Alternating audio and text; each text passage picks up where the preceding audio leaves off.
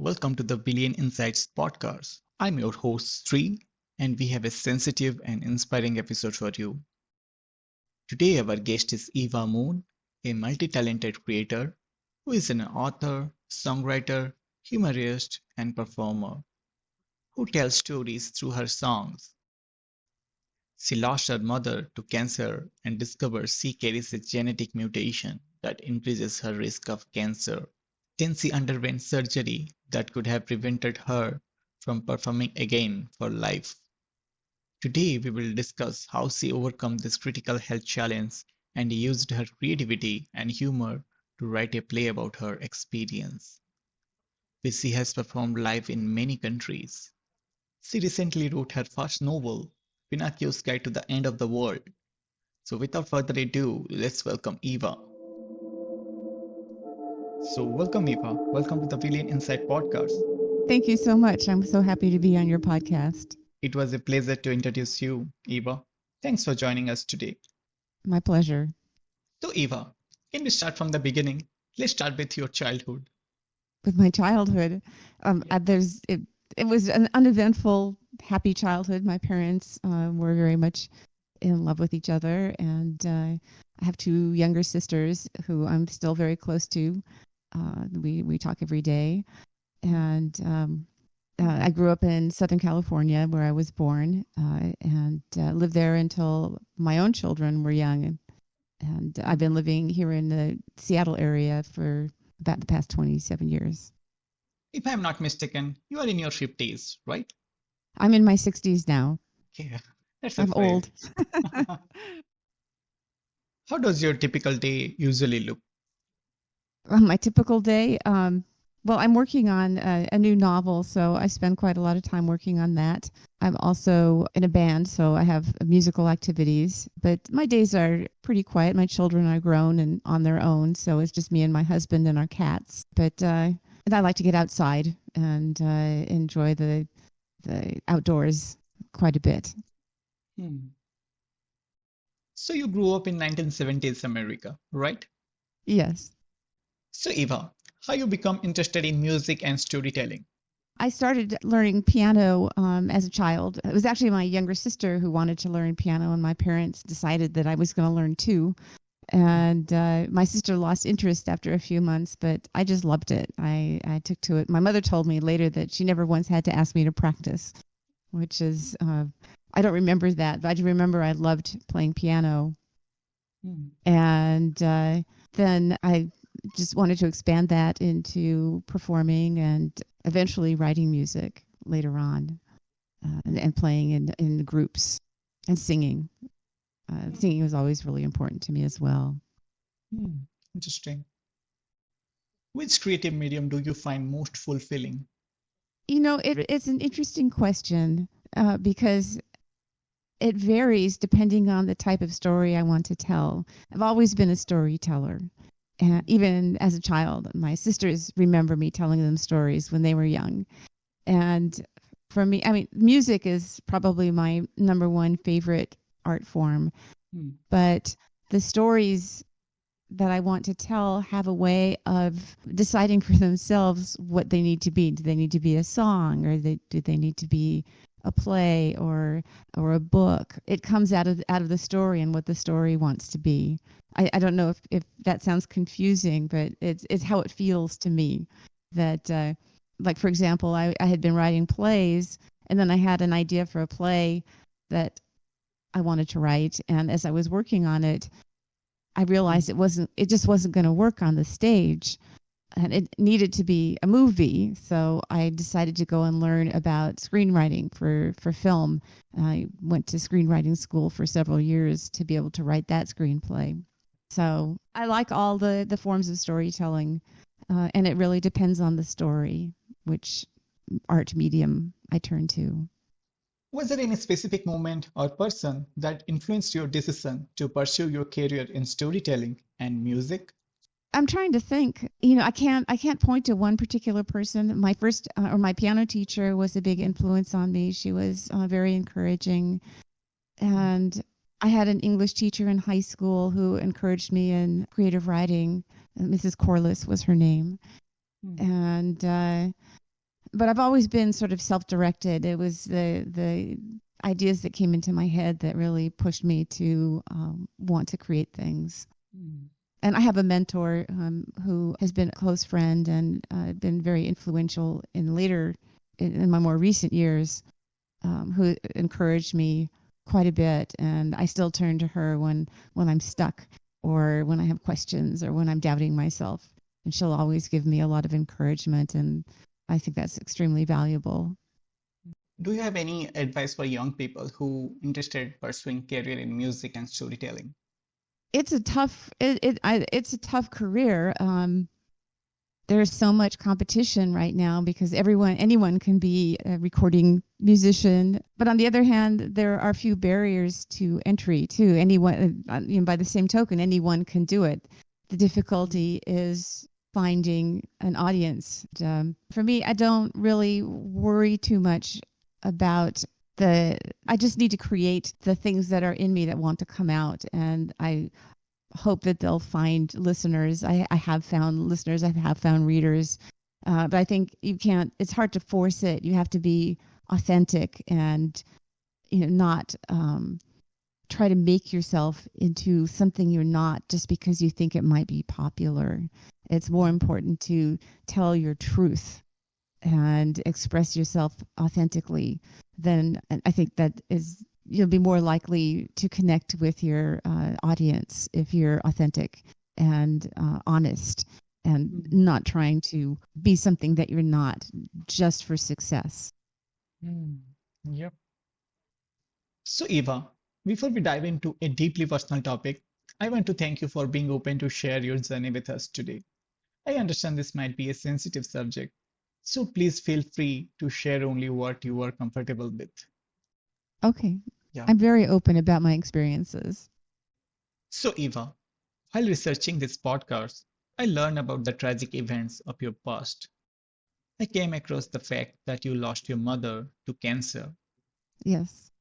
Then you discovered that you carry a genetic mutation that increases your risk of the cancer. So, would you like to share your story with us? Okay, I'll tell you. I'll tell you the story. I had been performing. I was, doing my songs and shows on stage, and was really enjoying, finding my audience and connecting with them, and having a lot of fun with my music. And then I heard that I got the call that my mother had cancer, and so of course we all dropped everything and went to help care for her.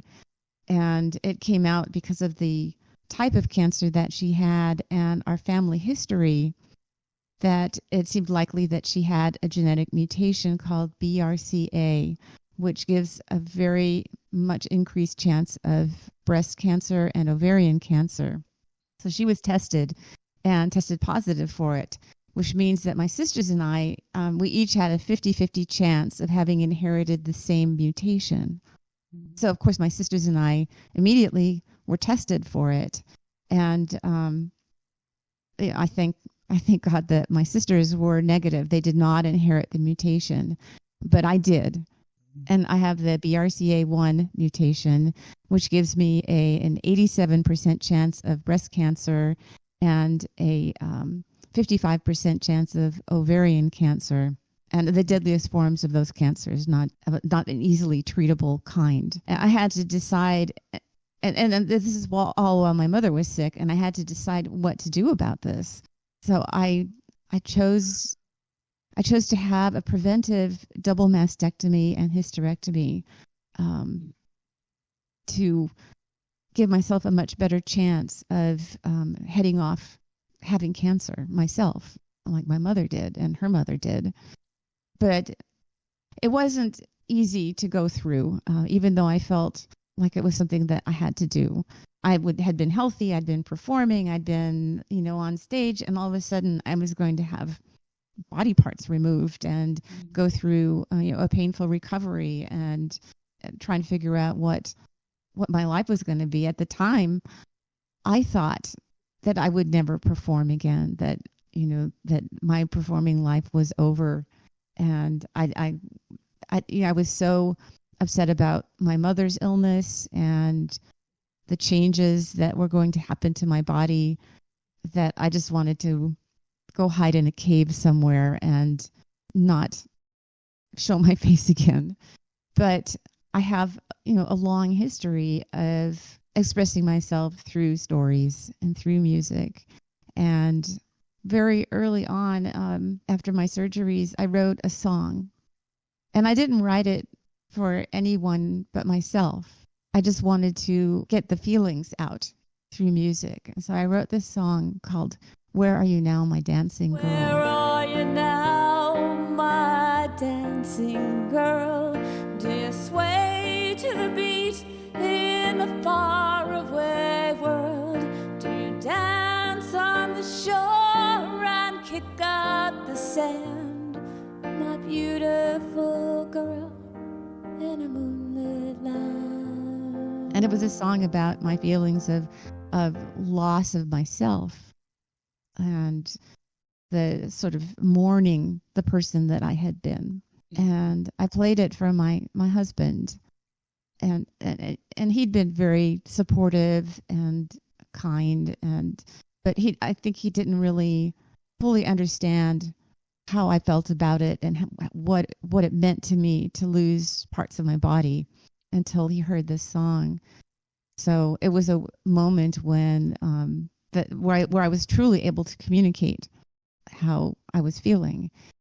And I also played the song for my mentor, a woman who'd been a close friend, and she wanted me to write a show about my experience. And I thought, no, it's absolutely not going to happen.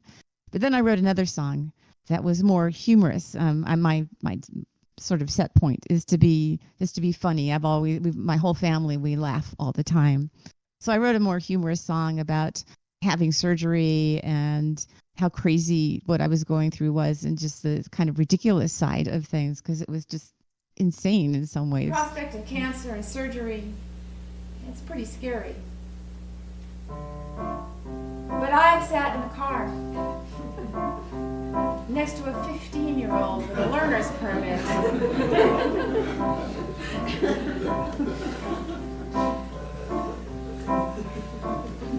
You're my son, I love you dearly. Even so, I nearly lost control. Turn the key, start the car, let the wheels slowly start to roll.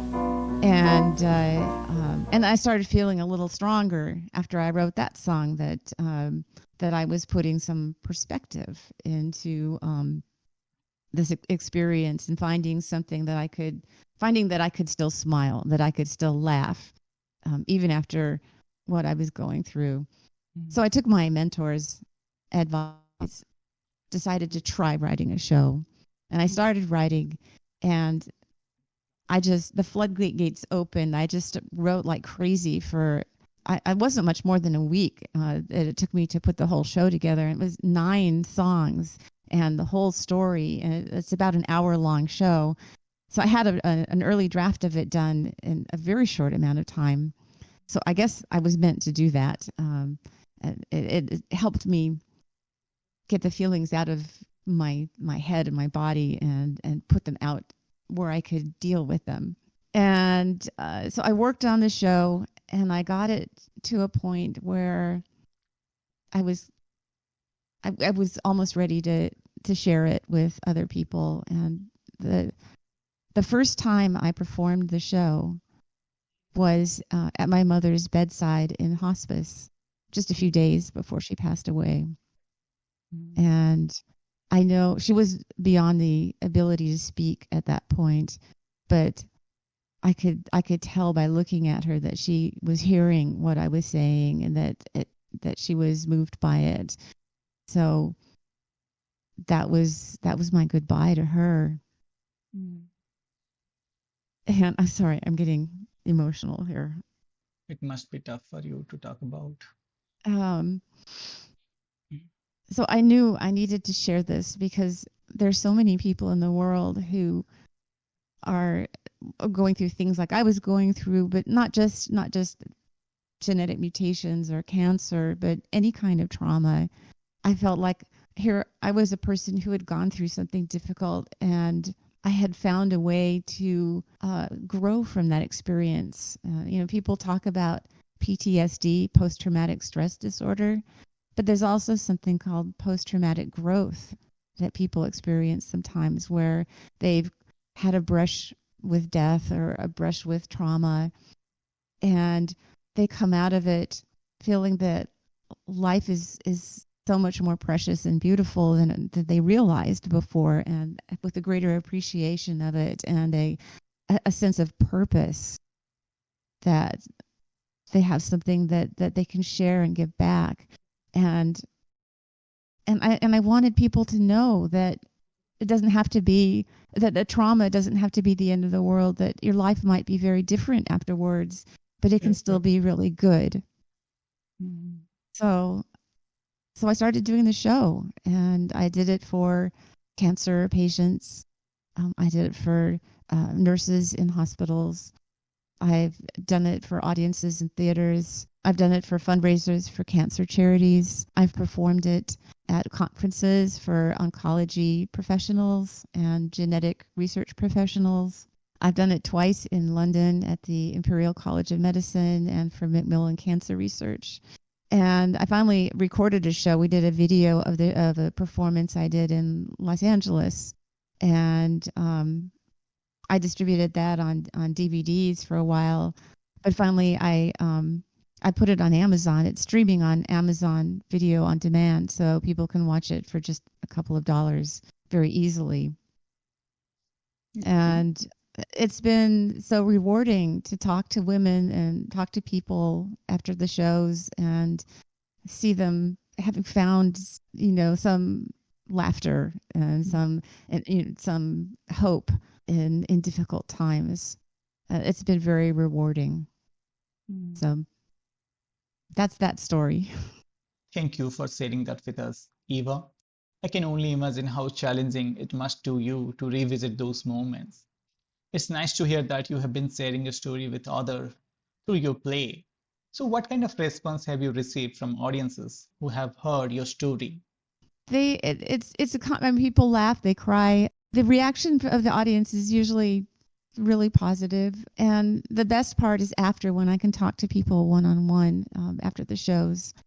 I remember one time I was performing the show in Philadelphia, and afterwards, a woman and her husband came up to me, and she had tears running down her face, and she told me that her mother had died of cancer 5 years ago, and she had never cried until that moment, until she was watching the show, and she finally was able to let that emotion that had been bottled up inside her come out, and her husband was crying too. He was so happy that she was finally able to let go and release this emotion that she'd been holding so tightly inside of herself. Those moments like that just lift you up and make you know that you're changing at least one person's life in a positive way.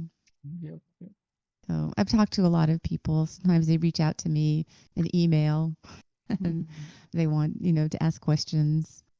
And I do my best to be helpful. It's clear that your story has resonated deeply with others. So Eva, what advice would you give to someone facing a major life change or trauma? What I say to people who I say to even people who are not facing trauma is that life is going to throw things at you. Here's a story that I like to tell. This isn't my own story, but I connect with it very, very strongly.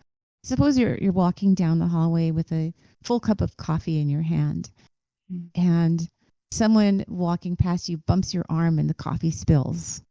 Okay? If I asked you why you spilled your coffee, what would you say? I would say it was an accident. What if you thought of it this way? You spilled your coffee because there was coffee in your cup. If there had been tea in your cup, you would have spilled tea. And the thought behind this story is that whatever you have filled your cup with is what is going to come out when life jostles you, because life is going to bump you and it's going, something's going to happen that's going to be difficult. And I think if we go about our daily lives mindfully, trying to fill our cups with patience and forgiveness and love and joy, laughter, things that help make you stronger in positive ways, and then try to avoid filling your cup with anger and frustration and impatience. Then you're better prepared for the moment when something is going to happen, because it happens to everybody, maybe not to the extent that it happened to me, and there are people who have had much worse traumas than I had, but it's what's inside you that will carry you through. And I think that we can be mindful and prepare ourselves instead of going through our lives just blindly reacting in whatever way comes out when the time comes. As for people who are facing a trauma and whatever, it's too late for them to prepare, what I tell people is to reach out to other people who are going through something similar. I was fortunate to find a support group for women with genetic mutations like mine very early on. And now it's even easier because those groups are all over Facebook. They're very easy to find on the internet. In whatever trauma you're going through, there's a support group out there for it. There's people who've been there. There's people who are going through it too. So you don't have to feel alone.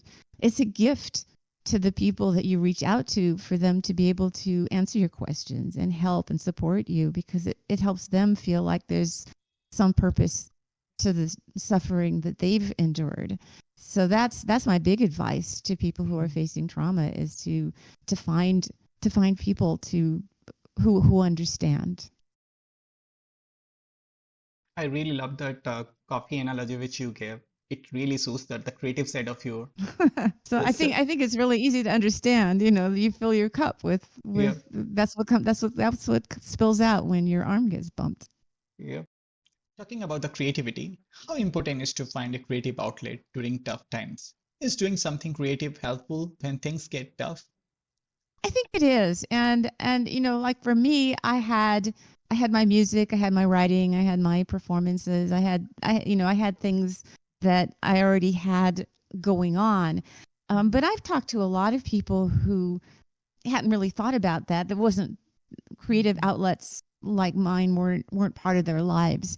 And yet it still helped them to find something creative that they could do. I've known women who have started crocheting or knitting, or watercolor painting, or making mosaics. I've seen people who had never picked up a paintbrush or a pencil before to draw a picture, to create beautiful things. And even if it's not beautiful, it's just a way of expressing what's inside you, and it's something that's joyful to do. If it might take a few tries to find the thing that you enjoy doing, but there's so many possibilities. There are simple musical instruments. There's poem. Oh, here's a good one. When I was going through my surgeries and I was participating a lot on a forum in a support group, I wrote some short, funny poems about my surgeries. Limericks. I don't know if you are familiar with limericks, but it's a short 5-line poem, and they're usually humorous. And so I thought, at first I was hesitant to share my poems on this forum because people were going through terrible things, and I didn't know if they would be upset that I was making light of something so serious. But I thought, well, what the heck? I posted 3 of these short poems, and the response was unbelievable. Women who had never tried to write a poem before in their lives started writing these funny poems. And before the thing started to slow down, there were 300 poems in this thread that people had written, and many of them were very silly. Some were sad. But there was a creative outlet, and many of them told me that it was the first time they'd smiled since they'd gotten their diagnosis, and it was just a fun thing they could do. Sometimes it's hard for people going through trauma to give themselves permission to smile about something because they feel it's so serious that it's maybe disrespectful to laugh. But your body and your spirit need a break from the pain and the sadness. I mean, I promise you that the pain and sadness is still going to be there when you're done laughing. But isn't it okay to have a little break and let your body rest and heal? It's like when you take aspirin for a headache. The aspirin doesn't really make the headache go away. It just gives you a rest from the pain while your body heals itself. And I think that's what creativity and laughter do for people, is it gives their spirit a break from suffering so that their spirit has a chance to heal itself. Yep, that's so insightful, Eva. Creativity can be a powerful tool for healing. So, if someone never explored art, crafting, music before, how can they start exploring their creative side? What are some practical steps someone can take to integrate creativity into their healing process? Some of that comes out of connecting with other people who are going through similar situations. I think that one good place to start is writing in a journal. If you just like every morning you get up and you make your coffee or your tea and you sit in a quiet place that you like and just write whatever thoughts are in your head. Just write them down with a pencil on a piece of paper and let no one else ever has to see it. I think people are worried that it's not going to be good, but if it's just for yourself, I think journaling is a great place to start. And then you can explore your ideas, your feelings, whatever thoughts are in your head, whether they're happy thoughts or sad thoughts or angry thoughts. You don't have to worry about being judged because it's just for yourself. And I would encourage people to, try to find something creative that they enjoy doing. It might be just dancing in the kitchen to music that you like, or perhaps you had learned a musical instrument as a child and you haven't played it for a long time, and maybe it would be fun to get that guitar out of the closet and tune it up and just try strumming a few chords.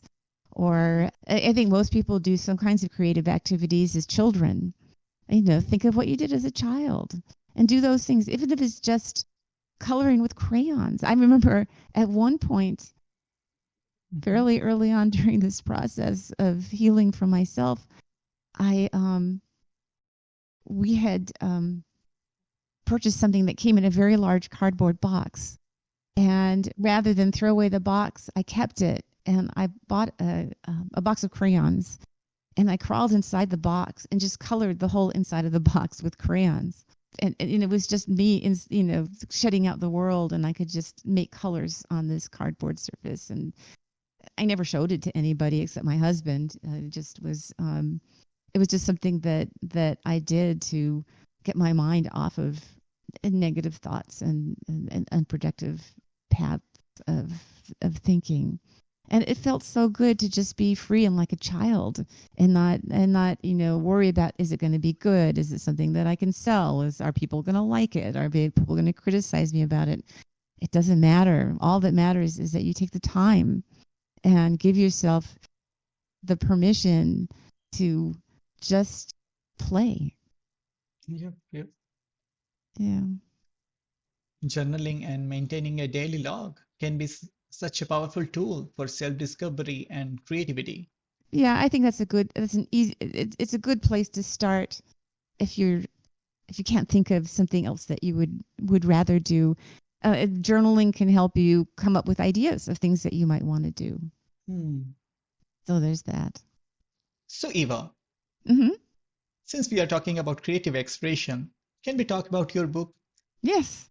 The Pinocchio's Guide to the End of the World. Yeah, is Pinocchio a well-known character in India? I guess yes. I grew up watching Pinocchio. My mother and my aunt used to tell me when I was small. Okay. Yep. This is all it's all connected to what I went through. I started thinking about Pinocchio after I had done the Mutant Diaries show. I went on and I wrote another play that was actually 5 short plays together, and one of the plays was about Pinocchio. It was called Geppetto's Funeral, and it was about Pinocchio at midlife, looking back at his life and feeling some regrets about having become a human and thinking maybe his life would have been better if he'd stayed a puppet. And I kept thinking about Pinocchio, and I know it doesn't seem related to what I went through, but Pinocchio was a wooden boy. Yep. And then one day the blue fairy comes and waves her hand, and he becomes human. He's changed into a human. He's got a completely different body now. He'd been made of wood. Now he's made of flesh and bone. Yep. And we all assumed that he lived happily ever after. After that it was just great. But I had been through this experience where my body had changed a lot. Maybe not as much as Pinocchio's, but it changed quite a bit. And I felt that it was hard for me to reconcile this new changed body that I had with how I felt on the inside. I felt like this disconnect between my inside and outside, and how did I put that together. I had been this one person. I felt like I was suddenly another person, and I kind of felt like Pinocchio might have, after he became human, might have had a harder time than he would have expected adjusting to being a human. He might have, because I still felt the same as I did before on the inside, and wouldn't Pinocchio have felt the same as well? He would have felt still, like his old wooden boy, and yet he's got this human body walking around. People see him and think he's a real human, but inside he knows that he's not like them. He wasn't born like a human was born. He was never a baby.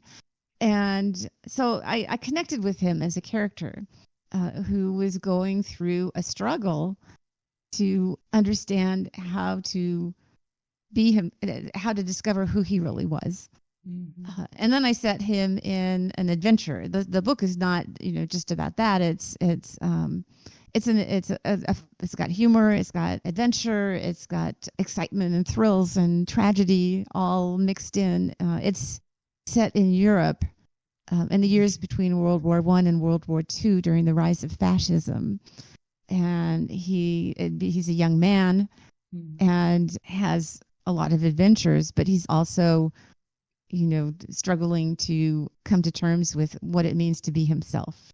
And so writing this book was, like, I think for me, the final step in my full recovery from everything that happened with the genetic mutation. That I felt like Pinocchio helped me. Writing about him helped me let go of this feeling that there was something fake about me, or something that wasn't honest or true, and that I could be, that I found my authentic self again.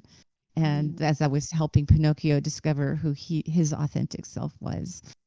So I hope people who like fun books, and people who also think about what does it mean to be human, and what does it mean to be authentic, and how do you discover yourself, would be interested in reading my book, and I hope they will. That's very interesting. You have taken the original Pinocchio story and envisioned what would have happened to him once he became an adult, and used it metaphorically to explore your own transformation after the surgery, since you went through a new life. That's brilliant, I would say. Your book sounds amazing. Thank you. Well, I hope you'll read the book. Yeah, you have made me read that book. I will definitely read that book. It's available on Amazon. It's available in Kindle format and paperback, and it's also available as an audiobook. Interesting. And it's available through most booksellers. I don't know about distribution in India, and I don't know where. I assume that most of your listeners are also in India, or they may be all around the world. I don't know. But it is available. It is available internationally, but only in English so far. Yep. So, Eva, is there any other novel that you have wrote you'd like to share with us? This was my first novel.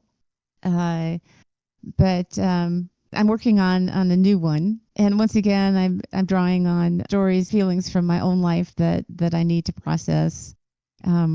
My father passed away recently Oh, after sorry for after suffering from dementia for a number of years, and my sisters and I cared for him. Some difficult years, which just ended a few months ago. sorry for that. And thank you, I appreciate that.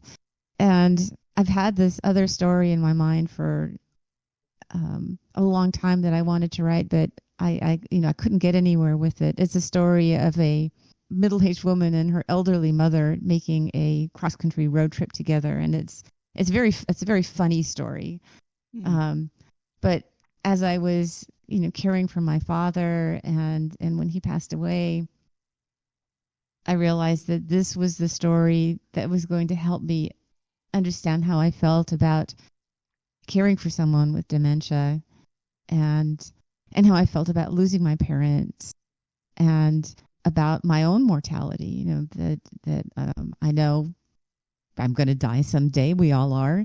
Yep. And what are my feelings about that? So it's coming along kind of slowly, but as I go through it, I'm starting to uncover thoughts about my father, and how in ways that I didn't really see before. And I still have a lot of. I'm very early in the process of writing this new book, Hmm. but I think it's going to be. I think that I'll be a stronger person when I've finished writing it, Hmm. and I'll have a stronger sense of who I am at this stage of my life, and how I want the final stages of my life to go.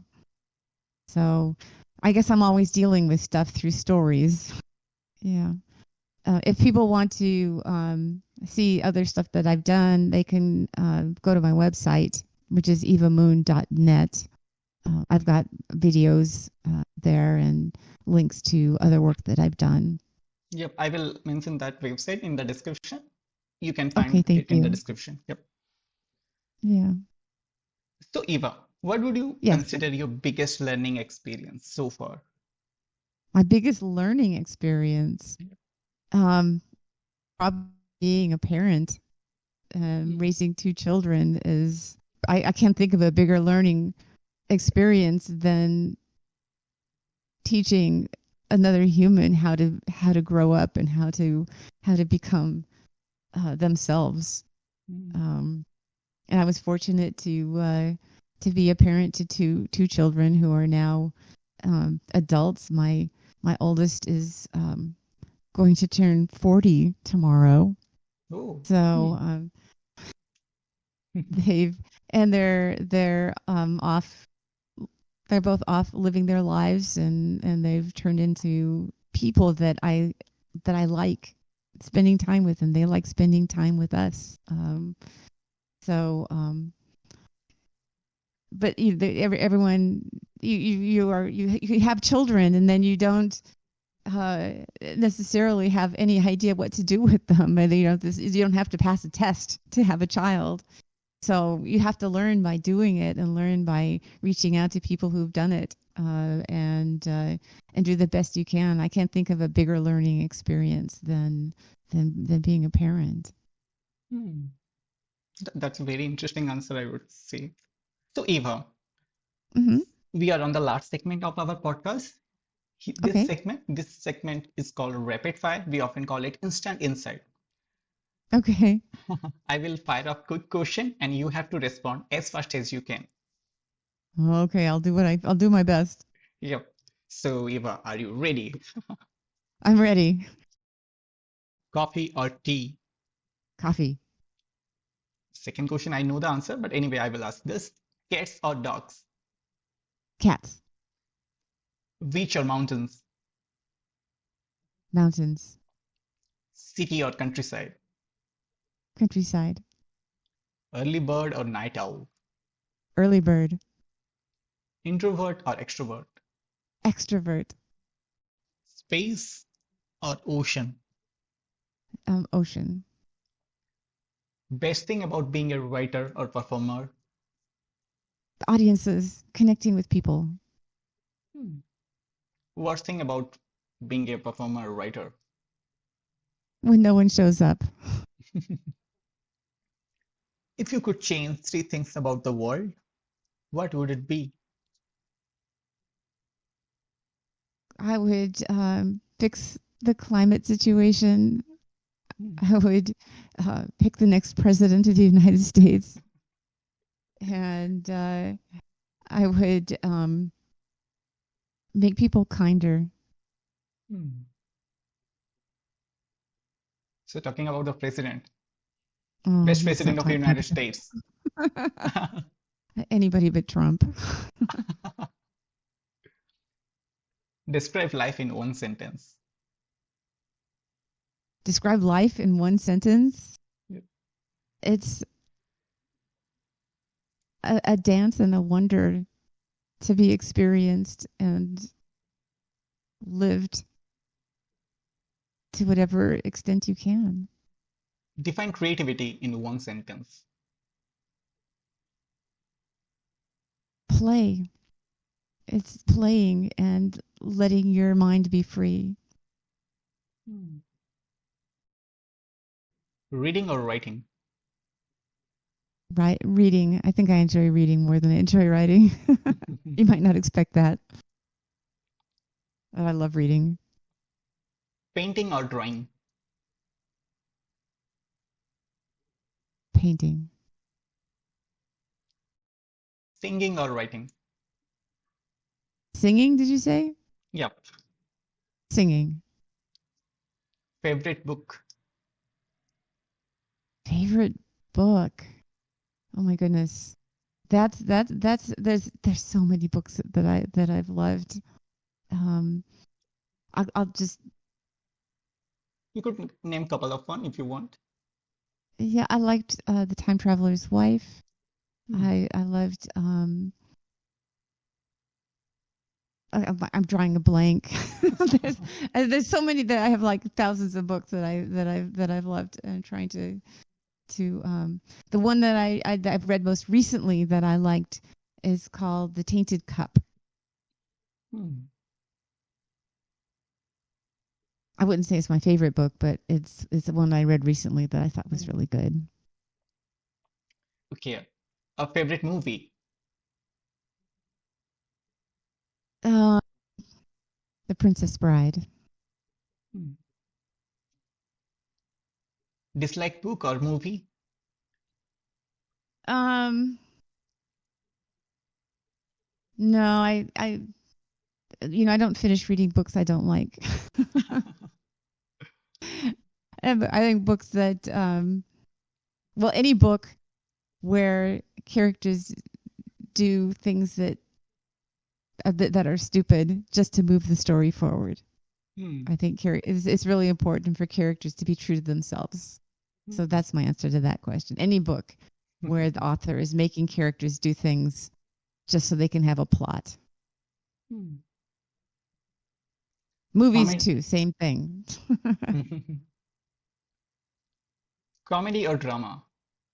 Comedy, History or fantasy? fantasy, Blue or green? purple. Okay, that's the end of the Blue. rapid fire.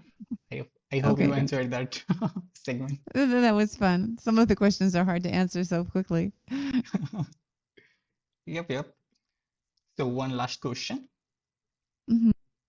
So Eva, Yes. what's the best piece of advice you have ever received? Best piece of advice I've ever received. Oh gosh, I'm drawing a blank on this one. What can I leave your listeners with? I've shared a lot of my words of wisdom. I guess I go back to the coffee cup. Fill Hmm. your cup with the things that you want to have at hand in your life. That if you want something, if you want joy, seek joy. If you want Hmm. laughter, seek laughter. That is lovely, I would say. Thank you. So that's it. That's the end of the podcast, Eva. Thank you so much for having me on your podcast. It's been really fun, and I hope your listeners get something out of it, and Yep, I hope yep, they read my book. yep. I will definitely read. I'm really excited to read the Pinocchio. Okay, good. I'm glad. Hello, everyone. If you're on YouTube, please subscribe to Shree's podcast, The Billion Insights. If you're listening on Spotify or Apple Podcasts, please take a moment to rate us 5 stars if you enjoyed our conversation. Thank you, Eva. Thank you so much for sharing your insight with us today. Thank you for having me on your podcast. It's been fun. We hope this episode will inspire others and give a new perspective to those going through tough times. I hope so. And we wish you all the best as you continue to inspire others with your strength and creativity. Thank you. And our listener, if you want to know more about Eva and her work, all the links can be found in the description. See you next time on the Billion Insight podcast. Until next time, dream big and work hard.